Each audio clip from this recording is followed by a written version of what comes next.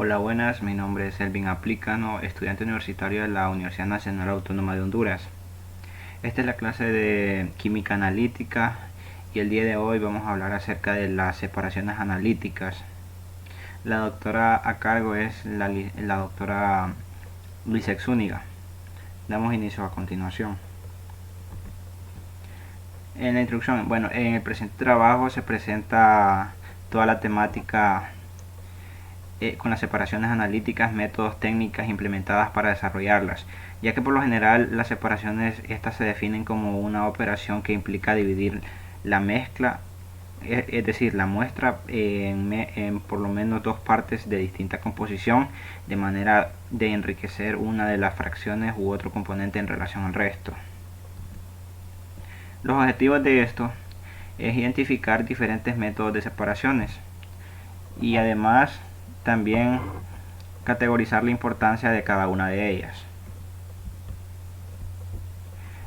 Ahora, el método de precipitación, se puede decir que puede contener el constituyente de deseado o alguna sustancia química relacionada con el cuyo caso de precipitado es tratado con las vistas en las medidas también como para contener las sustancias interdiferentes en cuyo caso se preside de que el componente se complementa con un análisis filtrado. La precipitación fraccionada a pH controlada, los compuestos más utilizados por separación por precipitación de los cationes son los hidróxidos es decir, los óxidos hidratados, los sulfuros, los oxalatos, fósforos y los carbonatos. Todos estos aniones provienen de ácidos débiles. Además de eso, si la solubilidad de los diferentes hidróxidos, fosfato, etc. son bastante diferentes y podrán precipitarse fraccionadamente para la regulación del pH de la disolución. Los precipitantes orgánicos, por ejemplo, muchos componentes orgánicos se usan como agentes complementarios o precipitaciones para controlar o como los reactivos para la determinación calorímetra de iones inorgánicos. Ahora, las precipitaciones de las sales normales se utilizan como precipitantes los ácidos y las bases orgánicas que forman los compuestos insolubles con algunos cationes y aniones respectivamente. Ahora, los precipitados formados de quelatos, estos compuestos quelatos se derivan de compuestos orgánicos que contienen dos bases de grupos funcionales colocados en la molécula orgánica de forma que el ion metálico pueda formar una de las soluciones para formar una estructura del anillo. Ahora, las separaciones por volatilización. Las separaciones por volatilización se fundamentan en una modificación del estado físico que da lugar a la formación de un gas o vapor. El método puede aplicarse sencillamente a la expulsión de un material volátil que no se recoge para obtener el constituyente buscado como residuo o sólido líquido. Como por ejemplo podemos mencionar, puede citarse la expulsión de la humedad para desecar una muestra, la calcinación de un residuo para eliminar las sales amoníacas. Ahora, la descomposición térmica, quiere decir que son muchas sustancias, las sustancias son inestables al calor de la temperatura necesaria para la descomposición. Entonces varía entre amplios límites. Los hidratos varían ampliamente en cuanto a la estabilidad. Algunos se descomponen a temperaturas relativamente bajas, incluso la temperatura ambiente. Otros pueden necesitar temperaturas muy altas. Los carbonatos, excepto los de los metales alcalinos, son inestables a calor. El dióxido de carbono puede determinarse de forma directa e indirecta, y las sales amoníacas se eliminan por evaporación a sequedad y calcinación del residuo. Ahora, el desplazamiento de los ácidos o anhídridos volátiles de los sales. Esto quiere decir que aquí los carbonatos, los sulfitos y sulfuros solubles en ácidos reaccionan con los ácidos fuertes. Es decir, que los aniones de ácidos minerales como el clorhídrico y el nítrico, utilizados con mucha frecuencia en la preparación de disoluciones, interfieren en las etapas posteriores del análisis. Ahora, la oxidación. Esta se realiza cuando el oxígeno atmosférico o con reactivos químicos, normalmente a temperaturas elevadas. Los sulfuros se oxidan cuando se calientan fuertemente en el aire. Los compuestos orgánicos quemados en el aire o en oxígeno se convierten cuantitativamente en productos volátiles, a no ser que contengan algún constituyente metálico. Ahora, la formación de compuestos volátiles no polares, podemos dar ejemplos. Por ejemplo, la tetrafluoruro de silicio y el cloruro de arsénico 3. Esto también ocurre con la reducción con hidrógeno. Los óxidos de los metales inactivos se reducen fácilmente por la acción del hidrógeno. Ahora, la separación por extracción. El proceso es mediante el cual un material que está en una fase se hace pasar a otra fase. Recibe el nombre de partición. La discusión actual se limitará a la partición de un soluto entre dos fases líquidas, comúnmente designada extracción. La ley de distribución es a una temperatura dada la relación de las concentraciones en equilibrio, las sustancias distribuidas entre dos disolventes en contacto constante.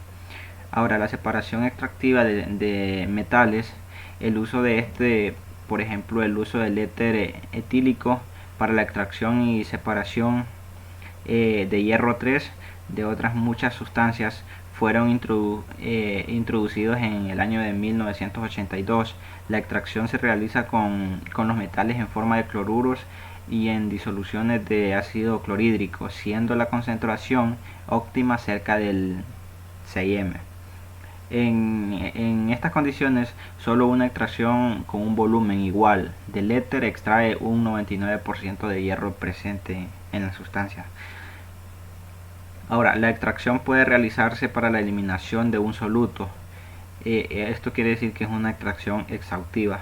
O para la separación de una mezcla compleja.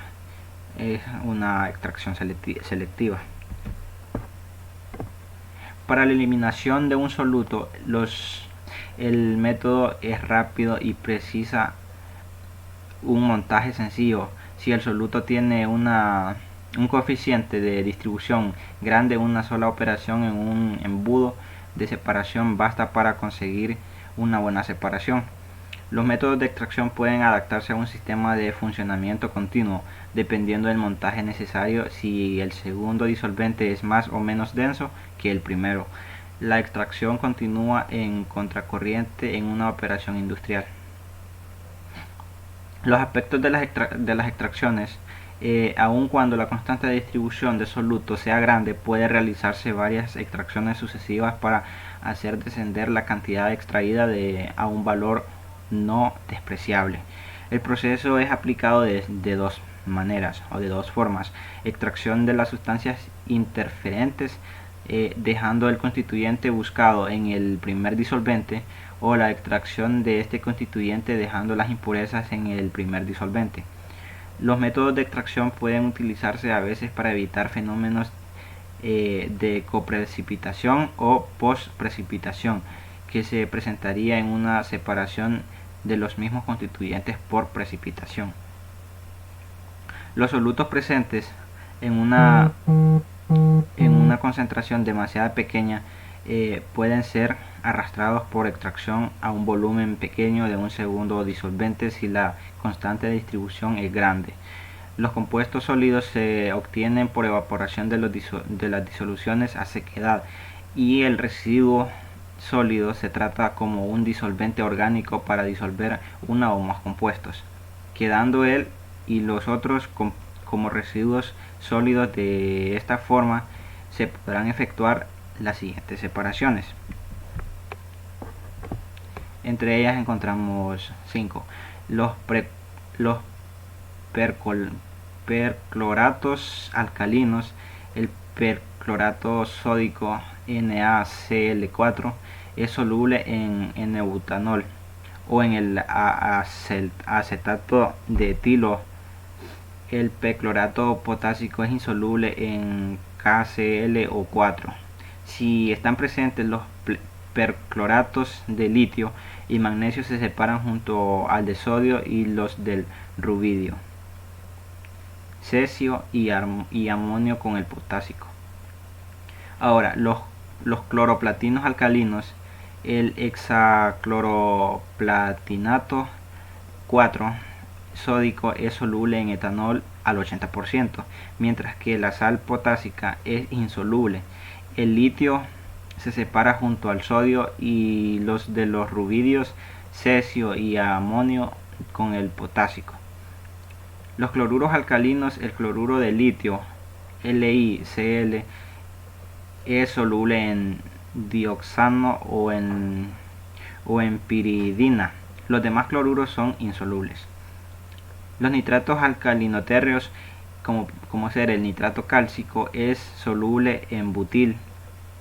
Se le disolve. Los del estroncio y bario son insolubles. El cloroalcalinotérreos. Los cloroalcalinotérreos es una mezcla igual de etanol y el éter etílico. Disuelven al cloruro cálcico, pero no a los cloruros de estroncio y de bario. La cromatografía de absorción, es decir, que es la separación de una sustancia por absorción diferencial, fue introducida en 1906 por Schwedt, que separó varios pigmentos, entre ellos la clorofila, las xantofilas, los caropetróleo, de las hojas verdes, haciendo pasar un estrato de las hojas en éter de petróleo a través de una columna de carbono de calcio en polvo. La cromatografía de participación pasa estacionaria en un único fuertemente absorbidos solo sobre un material soporte contenido en una columna. La fase móvil, que puede ser una disolución gasoil vapor, se mueve a través de la columna. La cromatografía de participación líquida en líquida.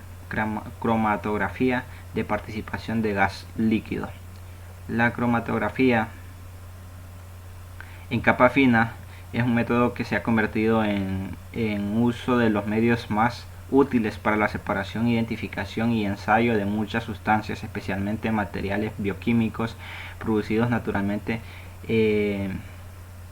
productos naturales, preparación, la farmacéutica, y es una técnica muy adecuada para los análisis clínicos, en que la rapidez es un factor importante. Ahora, las etapas de un análisis cromatográfico son 4. La primera es la absorción de sustancias a separar. La número 2 es el desarrollo, en que los materiales absorbidos se extienden por la acción de un flujo continuo de Lawry, solución de un disolvente puro. Como tercer paso es la recuperación de los componentes reparados, realizada normalmente por la elección de material absorbido mediante un disolvente más por las ovales disolventes sucesivamente empleados. Paso 4 es la identificación inmediata de las sustancias individuales por distintos medios, como reacción coloradas, fluorescentes, ultravioletas, espectrofotometría de absorción. La eficacia de la separación depende de los factores como la naturaleza química de los componentes a separarse del componente disolvente y del absorbente. Al análisis de la dilución, este procedimiento es el más utilizado en la cromatografía. Alguna o una pequeña cantidad de la disolución de la muestra se vierte en la parte superior de la columna que previamente se ha saturado con disolvente puro. El análisis por desplazamiento se coloca en una columna una pequeña cantidad de la disolución de la muestra y se desarrolló en cronograma por levado de la columna con disolvente que contiene un soluto más fuerte absorbible en la columna que cualquiera de los componentes de la mezcla. Ahora, el cambio iónico es la resina de cambio iónico.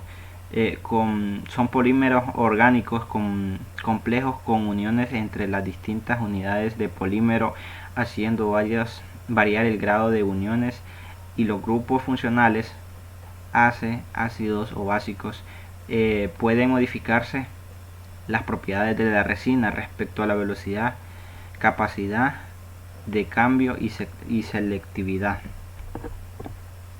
La aplicación del cambio iónico se encuentran varias: el cambio del constituyente iónico, el fraccionamiento de electrolitos, la eliminación de iones interfiere en un análisis número, la concentración de constituyentes transa, los tratamientos de agua y la aplicación variada.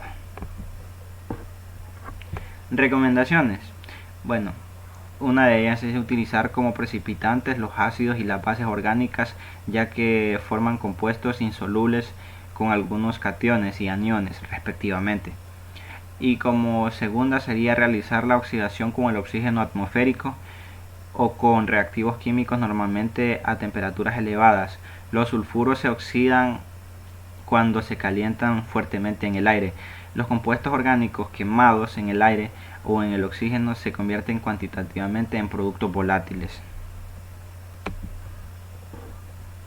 Ahora, como conclusión, podemos decir que en la naturaleza hay muchos compuestos y mezclas, cada una con sus propiedades físicas y químicas diferentes, y para estudiar estas propiedades es necesario separar dichas mezclas y compuestos.